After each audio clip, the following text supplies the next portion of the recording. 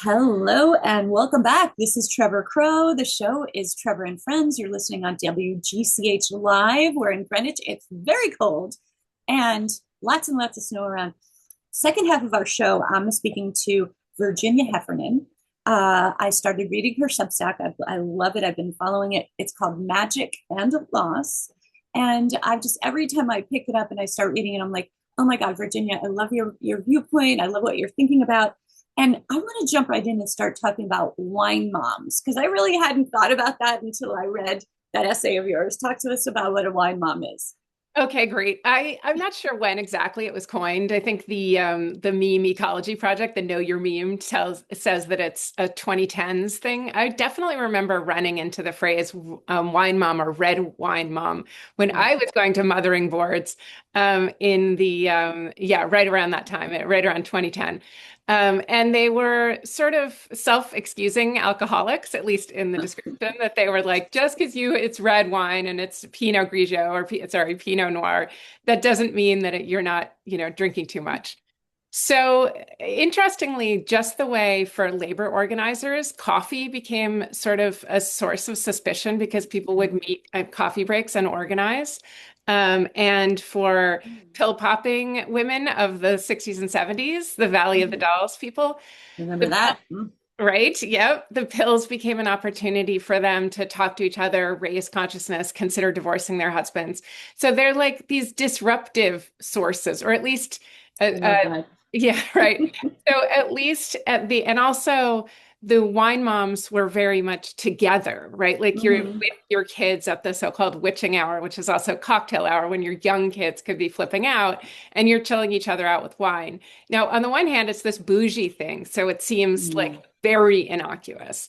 But on another, it's like it's sort of women finding time for themselves, finding time, carving out time away from their kids, and potentially planning. I think in the case of women who homeschool, the wine mom Mm. period has often been a time for Christian moms to sort of talk out of turn about their husbands or their Yeah. families or even their faith. And for other moms, it's been a time starting in the Pussy Hat era Mhm. to organize, to talk about Trump's rise and the impact of his rise for their kids. And so it went from being this kind of like just really bougie trope of like to sort of make fun of yet again make fun of just like white Mhm. well-off women who are like sitting around drinking expensive wine and probably going to Pilates to a kind of like strange ungovernable seething Mm. group of people. And I got the word back in my head, not because it didn't come from me or from any wine mom. It came from Fox News Mhm. published a report after Renee Good's murder in Minneapolis, published a report saying that the wine moms were an Yep. organized domestic terrorist group, like Organized domestic terrorist group. Mhm. that's right, like Antifa with Antifa Mhm. training, and that essentially Renee Good got who was they designated a wine mom and thus a terrorist had got what she had coming. And Uh, weirdly smug. Wait, go ahead, Lisa. Weirdly smug, I believe, is Oh, also in weirdly there. smug wine moms. Yeah, Oh, weirdly smug wine moms. Yeah, weirdly smug. Yeah. I think that's right. I think that they're like understandably white women have, a lot to answer for and most of us the majority of white women voted for Trump, small majority, three times in a row. So we're striking out. There was white women for Kamala. And there was an effort to get white women to vote with black women, vote with the women that are reliably the backbone of the party and who recognize how dangerous Trump is for even Mm. the issues that, quote, suburban moms or more traditional moms might care about, like their children's welfare, education, safety, whatever. Mhm. Um, and and yet that effort didn't bring more than 50% of us over the finish line in those three elections, which is just amazing. So white Shocking. right. They're usually, when Trump talks about sometimes white wine moms, white middle class women, white suburban women, he often thinks that their only concern is basically Christian nationalism, white nationalism, Mm. or safety, which is code for, welcome ICE. And Yeah. that seems to be increasingly untrue. He's Mhm. really unpopular with white women right now. He's way underwater with white women. Who knows what that means for midterms or the next election? But and white women, did not like that killing of Renee Good and Really now the good. killing of Alex Preddy. Yeah. Finally. Now there's another term I'm hearing called offals, affluent Wow. white. Do you know? I don't know what it. Affluent white, I haven't even heard it. Female something something. Yeah, liberals. Yeah.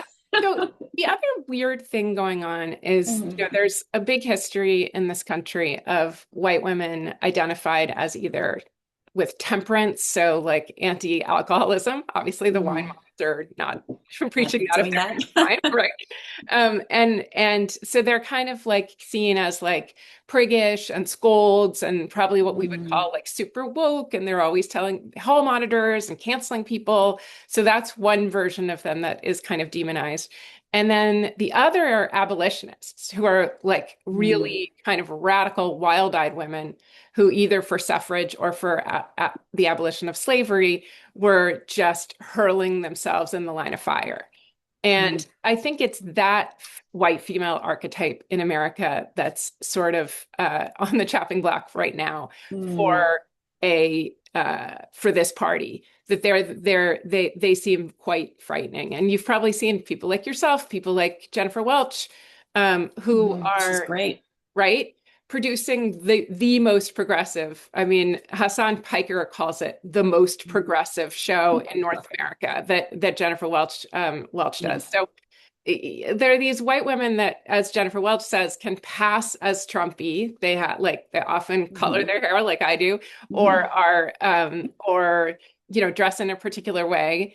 And then, as Jennifer Welch says, turn out to be the skunk at the garden party. They're the ones that like annoyingly brings it all back to politics. She just Mhm. can't stop, Mhm. right? Mhm. And the country club doesn't, the country club is mad at her, but she also has this incredible power to disrupt things. And she destabilizes spaces like a Mhm. country club, like a white space, Mhm. by being able to show up in those spaces. Mhm. I love it. I love it. I want to see more of it. And it clearly is bothering some of the powers that be, right? If Fox News is starting to talk about wine moms and offals, et cetera, there is a certain amount of power that this group of women, I'd like to consider myself part of them. Yeah. I Yeah, like to gather with my girlfriends and drink. We basically are Antifa. We are Trained by Antifa. that's it. Exactly. Exactly. disruptive, totally I'll see you disruptive. at I'll see you at the gun range after. All right, I want to move to one of your articles. I think it was a week or two ago about what's happened with Epstein. Well, I'm going to start with Epstein files, but also Epstein class, and another kind of bigger, more the deeper, uglier, pervasive part of what's happening, which is this. And I just didn't understand how big and wide and ubiquitous it is, but this pedophilia, this trading girls and children, trafficking for sex. And I would like to say it's just the Epstein class, but it is not. And I do know I have friends in the FBI that they cannot keep up with, like, I think it's 40,000 images a day. This is maybe 10 years ago that were getting uploaded. That Mm, this is, and now that AI, you can create child pornography. This is everywhere, anywhere in our society, unfortunately. But mm. what happened with this particular part of this class, the Epstein class? Because you Yeah. wrote about it very specifically, and it's feature versus bug. Explain that to me. Yeah. So do you remember the idea of panty raids? I guess I'll go back to that, right? So it's sort of Mm-hmm. a 60s thing, and it seems comical. But I think it's a nice, an interesting moment in time to think about this. So John Searle, who became a very famous philosopher at Berkeley and head of the free speech, free love movement of the period, and I should say was recently had the center in his name stripped of his name because he showed porn to students much later in his life. He's well into his 80s. But before we knew any of that, the story of his career was that he had participated in panty raids in the 60s and 70s. I can't remember where he was. I think he might have been out west. And in those panty raids, they were a response to coeducation because was coeducation about bringing women onto campuses so that you could have this kind of like Soviet egalitarian sibling society where everyone would learn together? Or was it like this kind of forcible bringing the women's colleges and the men's colleges together to do the thing that they'd had to do, at drunken fraternity parties on weekends, but now they had access to all the time? Who knows, right? But for good and bad reasons, there was a lot of, there was a lot of exciting, transgressive raiding of each other's dorms, in particular, men raiding women's dorms. Now, some women saw this as cool and progressive and sexy, that they would get their like underwear drawers raided, and some of them hated it. But the people who hated it were, in that time, not called, whistleblowers on kind of rape culture. They were just called prudes. And in order to do this thing, which was like run out of these dorms with like panties on their heads in this like kind of minor, but potentially, I mean, it's ritual humiliation of the girls, right? It's not rape. It's not necessarily illegal.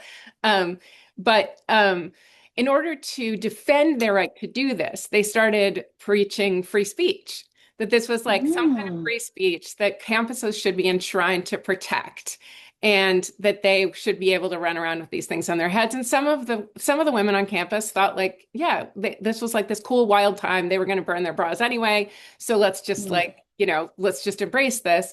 And some of the women were like, this isn't what I was up for. But they became the demons of the piece. And they became, right? And so things took off, and we had this like 70s culture where transgressive sexuality was seen as politically in sync with all other civil liberties. Like, so that's why free love and free speech are the same. Oh, I never thought of that. Yeah. Yeah. So of the different kinds of sexuality that count as transgressive, it's not interesting if it's not transgressive, because then you're not able to like stand up and have, protests in favor of it. If you're not defending marital, chaste, monogamous sex. So too boring. Yeah, too boring. So you had other radicals defending other kinds of sexuality. So in early American utopia, like even in the 18th century, there were polyamorous communities, or there were like the Mormon, whatever it is. Pedophilic, forced young marriages, multiple marriages. But in that period, because rape or date rape or whatever was so already enshrined in courtship. Like once you started having sex outside of marriage, sex like was on the line of whether it was consensual or not. There wasn't like a lot of policing of it. So like people just didn't. There was actually a woman on TikTok in the 80s saying like sex in the 80s was just like you said yes so many times that you didn't want to. And women now just don't think that submitting to rape culture is what they have to do. But well, I remember growing up to songs where like she's jailbait or yes. Things that we thought were hilarious. We thought were absolutely hilarious. There were porn mags called Jailbait. There was Lolita. Obviously Lolita was the highest act of literature. It wasn't like dirty and desperate, which pedophilia had once seemed. There are periods in American history where incest is associated only with the poor. But somehow between Nabokov, between the 68ers in France, there was a pedophile who led them, Daniel Bendit-Cohen, who, even though he confessed to having sexually initiated kindergartners, became a member of parliament until 2016. And he made that confession in the 70s. So like, this was kind of like the leftist man's failing. You know how they'll call like drinking a good man's failing? The leftist man's failing, high and low. I'm not even sure it's considered a failing. I think it sounds like a success in some people's minds. Yeah. I mean, especially, yeah, I just was watching this thing about Celine Dion's husband, that she was 12 when he first met her, and that was evidence that he was rich and that he had control. And if riches are also connected to how many people you can get to work for you or and to have sex with you, so kind of slavery model. Mm, So it pays to think that, or it's worth imagining that the Epstein class recapitulated slavery, because on the one hand, most human trafficking, we should always remember, is labor mhm, trafficking of Black mhm. and brown men. And I mean, like it's 95% of it. 5%, and that saves a rich person money by like doing their work virtually free for them. The Right. 5% that is sex trafficking makes money for them because they can Mm, like maximize the stolen girl like chattel. And the accounts of the victims of the Epstein class are in fact nothing compared to the accounts of victims of the usual victims, the less high-end victims of sex trafficking. I mean, they just describe mhm. being constantly on antibiotics, having abortion Ugh, after abortion after abortion, being chained to beds. So there's also that going on. But the point is that the where that happens at the kind of lower levels, the higher levels, including the classes in evolutionary psychology that argued that rape was a man's prerogative, mm. or the free speech, free love stuff, or the great philosophers who hung around Epstein and were like into his eugenics projects, they gave this thing a halo, not just of respectability, but of this is what the galaxy Coolness. They brain. were cool. One Oh, guy, I can't remember which guy right. said, like, he actually, a nerdy guy. He's like, well, Yeah. Epstein made me cool. He's Yes, talking. that's right. He really made me feel like I could do anything, I could take Mhm. anything. And Epstein told Larry Summers, the former Treasury Secretary and head of Harvard, just communicate to this younger woman that she's like doomed to end up with you. You know, Doomed. just That yeah. would be a doom, by the way. Yeah, that would be a So, doom. Yeah. But so you get this world mm, of, because, also once it's mm, okay, as many people have said, to shoot children at Newtown, or mm. for Trump to have actually raped someone, but also have all these sexual assault charges against him, right? We're so far from Gary Hart getting in trouble for having a lady sit on his lap. Like, That would be just so pretty and cute at this point. Not pretty, but exactly. just like, oh, Yeah, goodness, yeah, touching. So like, touching. an affair or a flirtation would have been bad in days of old. We have Trump, he's barreled past all those things. He's been married 3 times. We know that he had an affair with a porn star when his wife was pregnant, and then at home with Barron. And all those things we went past, but somehow it does seem like pedophilia, often because boys are involved, is a line we're trying not to cross. And we've Mm, also, many of us were subject to it in the Boy mhm. Scouts, the Catholic Church, Right, the some Catholic sports Church. programs. The numbers are just insane. Like Staggering. they're so staggering. Sometimes I can't believe the Boy Scouts one. I feel like it's sort of floated past us, but the Boy Scouts, you watch any documentary, seems to have pretty much existed to Mhm. facilitate the pedophilic rape of boys, basically. There is a part of me, I'm a marriage and family therapist. I always want to dig down and understand what is beneath all this. Is just power and control? Is it violence? Is it their sexuality all involved with all this? And Yeah. have we done decent enough studies to really get what the heck this is? Because again, it is so much greater pervasive than I ever imagined. And when I first heard about the whole QAnon Pizzagate sex trafficking kids and Hillary Clinton, all that business. I was like, that's ridiculous. Mm. Who thought of Mhm. that? Like, it's so beyond. And apparently, not so much. It really has Yeah. been going on.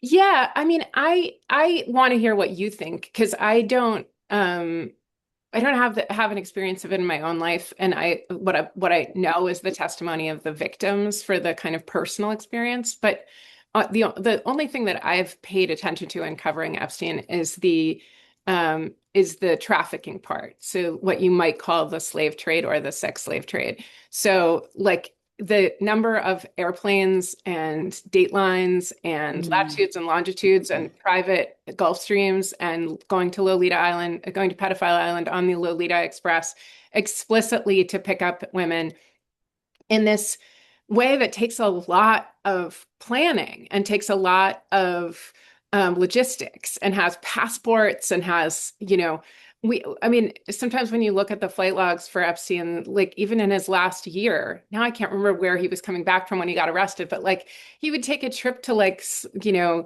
Slovakia for, 24 hours. What was he even doing? And then there's descriptions in the Virgin Islands of him getting off the plane and he had to like buy people all kinds of, designer stuff to bring them with him. There are cases where he said he actually bought someone from her father. So who even knows what this is, but it does seem like to me a recapitulation of the slave trade.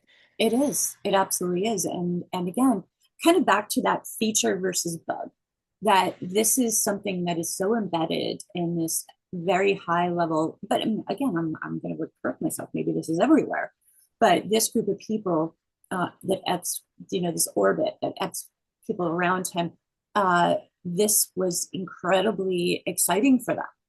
Yeah. And enticing and seductive. Yeah. And they were willing to look the other way, or maybe they just thought they were entitled to this. Yeah. I mean, I think that just on a personal level, it's got to be that. And on a macro level, there's just a lot of there's almost no pedophilia on this scale without also child pornography, and child pornography is illegal. Having sex with young girls is illegal. And so and having sex with young models.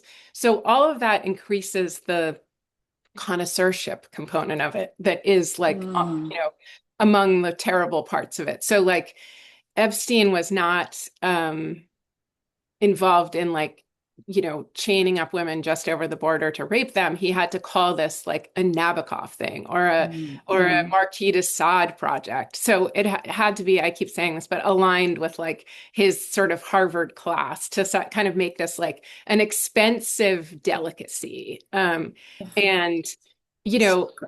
I think also making it that way, that's what heightened the transgression. It made it more expensive. It made it more difficult. It made you complicit in this illegal trade.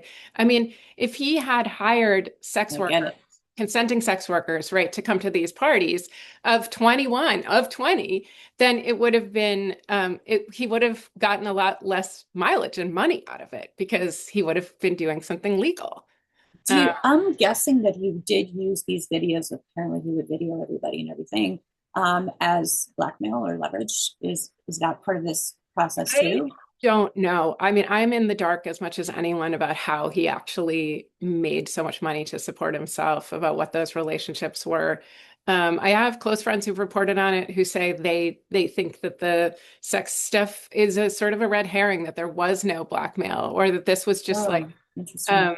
I think I'm more to the side that it's no accident that his biggest client, Les Wexner, also owned Abercrombie & Fitch, which also had a sex trafficking component.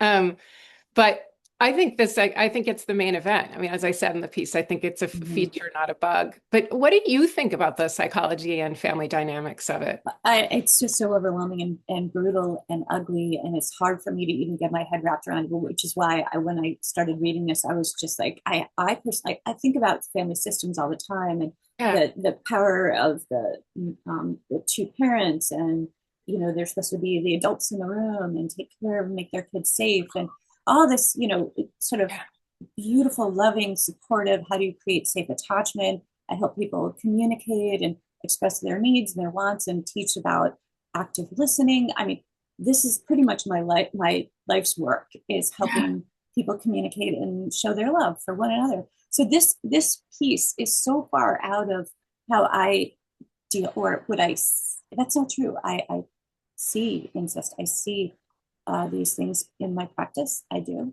But usually I end up in this sort of let's figure out a way. By the way, if somebody admits to incest, I would have to report them. So I'm a mandated reporter as well. But I do have clients who come and report things that have happened in their past. and we work Mhm. through those things, and to reparent and work on those traumas. So my perspective has been sort of like a historical trauma. Yes. And it's rare somebody would walk into my room and say, this is current, because then I'd have Yes. them arrested. So Yeah. it's just so brutal. I think that they do, even in these cases of, I guess we would think of it as institutional child abuse. So, institutional child sex abuse, CSA. I think there are ways that Jeffrey Epstein and Ghislaine Maxwell, his, right-hand woman, would like try to conjure a family dynamic, a parental dynamic, Mm-hmm. and see the father as someone who pays for everything, who maybe makes you career connections, right? Which is one of the things he offered to the women, not just modeling, not just Victoria's Secret, but also in the arts, in these other fields. And, and Ghislaine as someone who sort of makes what the father does all right, and Right. tells you it's It's okay. culty. And Yes. it does, it creates families. So we've got just a minute and a half or so Got it. left. And I wanted to leave on a bit of an upbeat note, because one of my Yeah. favorite things I'm watching right now is called Heated Rivalry. And this is a beautiful example of humans finding each other and being very loving and having reparative experiences. So you had Yeah. mentioned you had seen maybe one episode. I saw the first episode and I did think that this was, well, first, the setup is amazing. I mean, I just have never really been interested in anything to do with hockey. And then suddenly I was like, oh, there's a person on the opposite team that's your exact position that you could, and if there were a world where you like Mhm. fell in love with that person, it's a great high concept. And Wonderful. their affection for each other, the in and out in the beginning, at least, Mhm. the flicker of do they hate each other? Do Do they they love love each each other? other? They're Just attracted to each other. amazing. So And fun. I know that like the Oh, full we expression of emotion comes Um, through.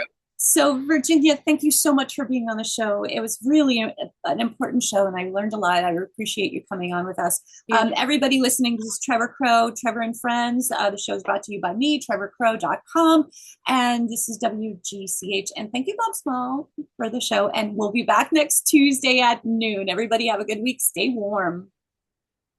Thank you. That was awesome. Thank you. Can I talk to her now? Yeah. All right, so I'll take this out so I can talk to you directly. Okay. Okay. I can leave it in. Oh, that was great. Thank you. That was so interesting. And you do IFS or? Yes, I do. I do mostly EFT, emotionally Oh, focused yeah. therapy. But I've been training in IFS, so I kind of do them both, and I do a lot of couples. And having somebody go back and talk about some of these traumas next to their person is Yeah. incredibly healing. It's beautiful. Yeah. Oh, next to their person. Yeah, Oh, so in a couple situation, yeah. when the person can go back to that traumatic event and they're Yeah. being witnessed by their loving, safe companion, So it's good. amazingly powerful. So that's kind of what I'm focusing on right now. When the institution has been treating people as objects, for them to see themselves as subjects, just that, it's such a radical act. And that happens in therapy offices. Yeah. Those kids, every time you hear them speak, recently there was an Abercrombie and Fitch abused boy who's now a man speaking about it. Some of the Boy Scouts, some of the Penn State boys, some of the boys at Ohio State, just hearing them become non-objects, like just the simple act of I had a whole experience here too. I wasn't just like a list on I wasn't just on Jeffrey Epstein's list or Richard Strauss's list. It's the most human thing we can do is listen and bear witness, Yeah. show Amazing. that they're safe and loved. Yeah. And I really believe in healing. And the only way to heal is through connection. You can't do the self-help thing where everything's just, oh, you solve your own problems. You need that back and forth of like, you have a safe person. I hear you and I see you. I love that. That's so great. IFS has been a huge lifesaver for me. I've loved it. Good. And I've loved it too. I've had it too. yeah, isn't it? Doesn't it just like flip a new switch in a way? Huge. It's huge. So I'm starting a training in about a week. That's 17 weeks, and I'm really excited about it. So yeah. Oh my gosh. Well, you'll be great at it. And thank you. This was great to talk to you. Yeah, really appreciate it. Come back on the show. We keep this here.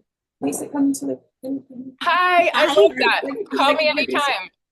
So we'll keep working, and I love the conversation, and we're in Greenwich, which is pretty red. The Yep. station itself, WGCH, I think Bob would admit to this, is pretty red. So I'm one of the shows on all week long, maybe one of us that is leaning left. So, Wow. Are they even Greenwich? So they're even MAGA. oh yeah, Well, there are Wow. some, but yeah. But in America, there's more Democrats yeah. here than Republicans. Yeah, so we have actually it's a third, and a third. So a third Republican, a third unaffiliated, and a third Democrat. But those unaffiliated tend to vote Republican Okay. Okay. or historic. And not just pocketbook Republicans, but MAGA. Yeah. There's a reasonable amount that are MAGA. Wow. The party itself in Greenwich, the RTC here, has gone through sort of back and forth. A MAGA group will take it over, then they'll be taken back. But we have three GOP governor candidates coming up, two of whom are from Greenwich, both of whom are seeking an endorsement from Trump. So it's going to be very interesting to see how the party copes with that. Wow. Amazing. Yeah. Amazing. We have a house in upstate New York, which I just heard someone call cold Alabama, where we definitely have a lot of MAGA people around. Our neighbors are MAGA. Yeah. It's so painful, and it just got more painful this weekend. Well, when Alex Petty was executed, it's really hard to. Well, even they seem to be walking back a little bit. Let's hope. Yeah. Yeah. All right. Thank you. Thank you. This was great. I'll see Thank you, Virginia. another time. Okay, bye.